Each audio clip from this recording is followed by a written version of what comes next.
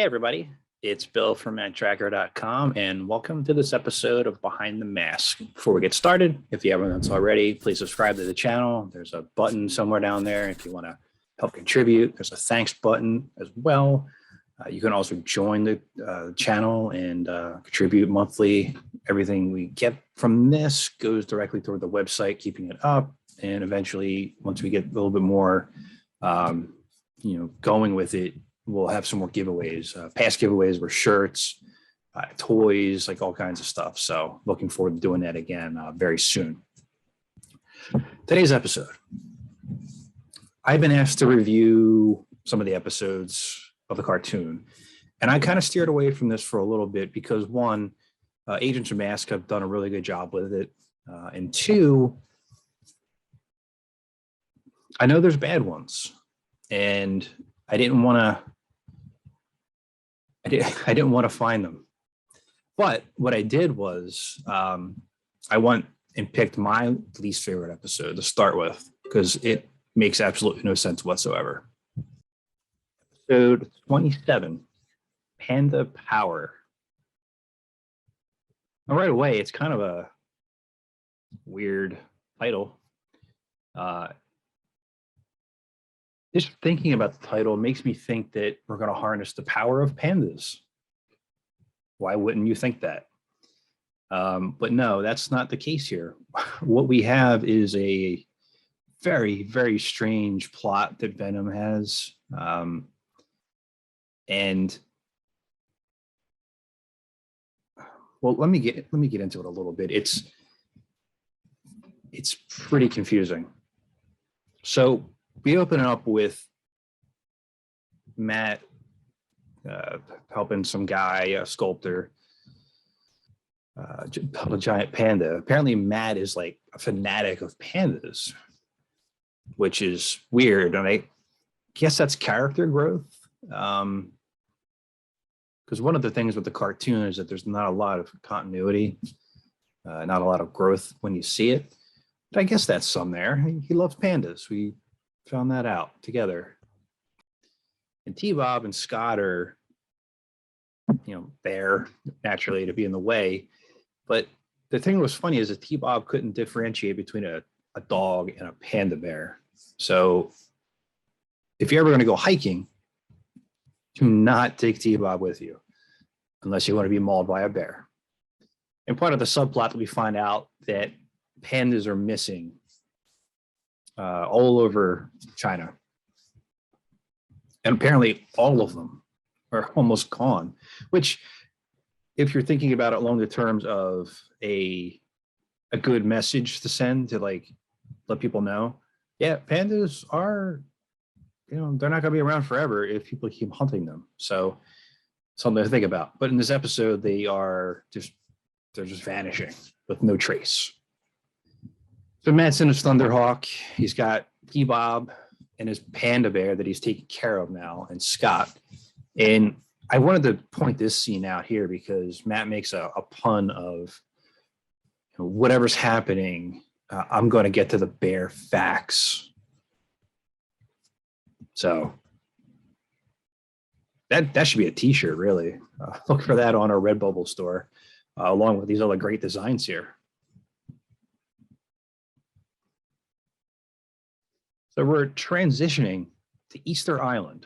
And for those of you not familiar, Easter Island has these stone figures on it that have been there for years. And it was always kind of a mystery of how they were put there and how they were moved and all these other elements of.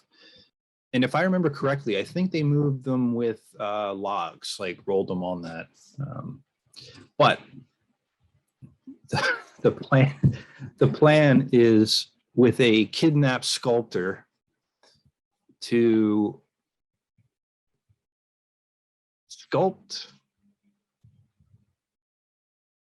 Mayhem as an Easter Island statue for reasons I don't understand what it is. The panda bears, the whole plot, the title of the episode. They're just there, just hanging out. Um, and we eventually find out that there's only like certain places that the panda bears could be where a viable food source would sustain them. We'll get back to that in a second. Manta is outfitted with like a dumpster on it that's taking the pandas to and from. It's got Manta. I already said Manta. It's got Sly Rax and Vanessa in it. Daggers on the ground with Mayhem. And the mass team that gets assembled, we have Alex, we have Bruce, and Hondo. And the gang formulates that, as I said earlier, there's only certain places where the pandas could actually, live. So they put together that Easter Island as a certain type of parsnip that the pandas are known to enjoy. So the pandas are hanging out on Easter Island, surrounding the venom agents, eating parsnips. While a sculptor sculpts a bust of Miles Mayhem as an Easter Island statue. And if you want to know the actual name of the statues, it's called Moai. And what I was actually just thinking, I said earlier, it was like logs that would move them, but I recall that it was actually kind of stone slab. So that must have been awful. So yeah, we have a sculptor carving Mayhem's face for reasons. And the research that I've done on these, there wasn't anything really that kind of had like a folklorish thing where if you have that person's head and you look at them like that, then like, does it mean you're a king or a god? Or there wasn't anything I could find about that. What I did find was that they kind of represented, your ancestor or somebody that was lost, or a tribal chief, or somebody that might have been political in those times. So the whole premise of this episode is kind of weird because none of that would matter at all in current times. 1985 times. So it's a very weird concept.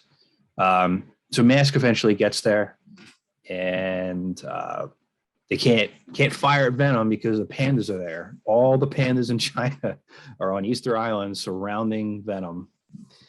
So in order to lure the pandas away so they can shoot at, Mayhem and his crew without, actually hitting them correctly anyway, they drop a crate of bamboo, I think it was, and that lures all the pandas away from the parsnips, because who the hell wants a parsnip when you got bamboo?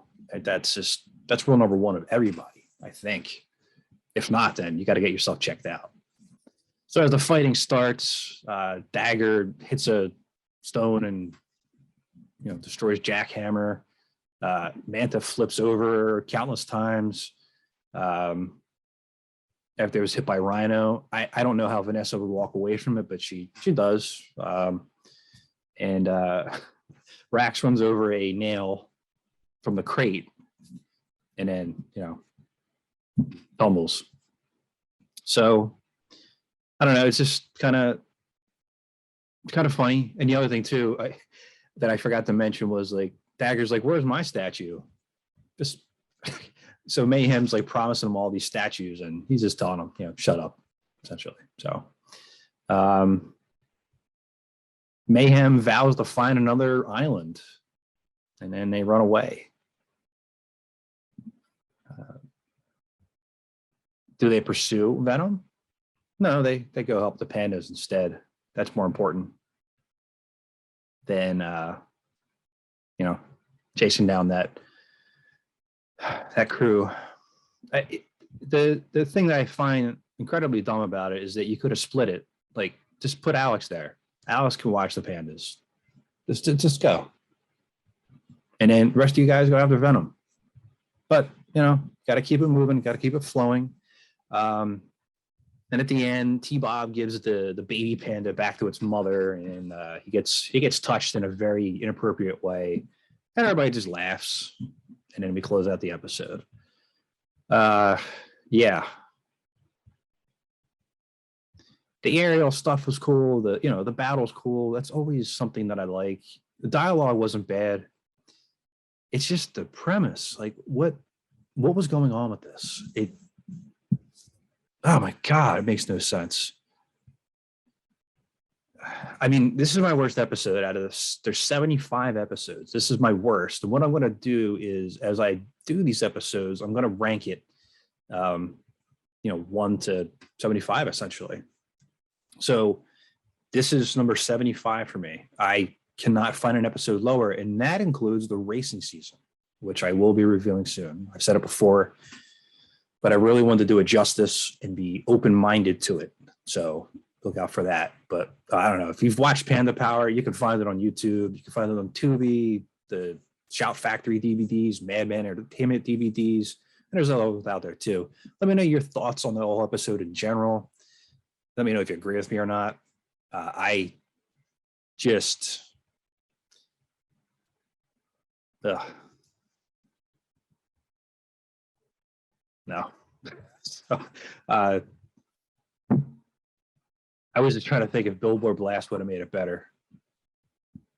That's the level of thinking I'm at right now. So with that, please remember to like, comment, and subscribe to help keep M.a.s.k alive. And this is Bill from Matt-Trakker.com, and I'll talk to you later. Spectrum's got such supervision.